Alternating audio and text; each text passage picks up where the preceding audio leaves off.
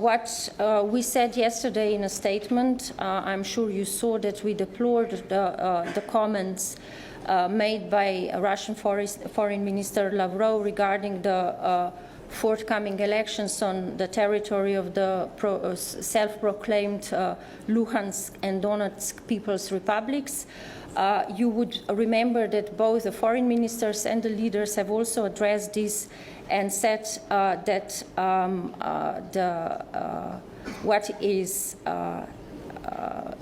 that in our view, the holding of presidentials, so-called presidentials and so-called parliamentary elections by the self-appointed authorities would be against the letter and the spirit of the Minsk protocol. It would disrupt the process that would lead to the finding of sustainable political solution. And as such would not be seen as a de-escalatory step. When it comes to restrictive measures themselves, you are very much aware that they remain under constant review. They can be changed at any time in light of new developments and in light of the situation on the ground.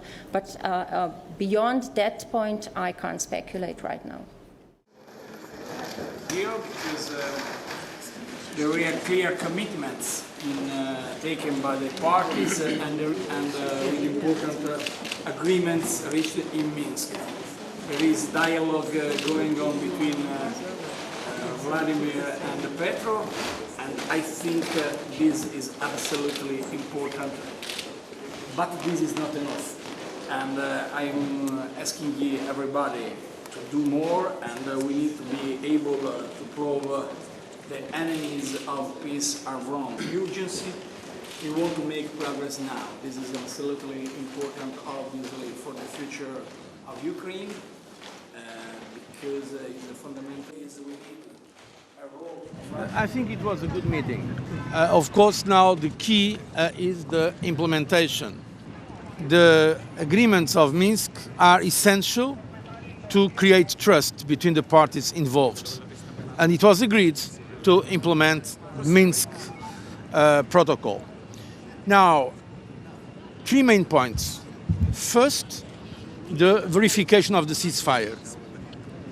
Secondly, the need to have local elections in that part of Ukraine in full respect of the Ukraine law. And third, the need to control and verify the situation in the border. And so it was agreed now that there will be other meetings that will discuss more in detail how to implement these broad agreements. From the European Union side, we have offered to continue our talks, namely in terms of energy. So there will be today here at expert level meetings between Russia, Ukraine and the European Commission regarding the preparation of the meeting next week in Brussels to try to find a solution for the energy issue between Ukraine and Russia. And I believe now that from the European Union side, it was important to note that no one in the meeting put in question the need to respect fully the sovereignty of Ukraine and also to respect, of course, the principle of not having a new frozen conflict in Europe.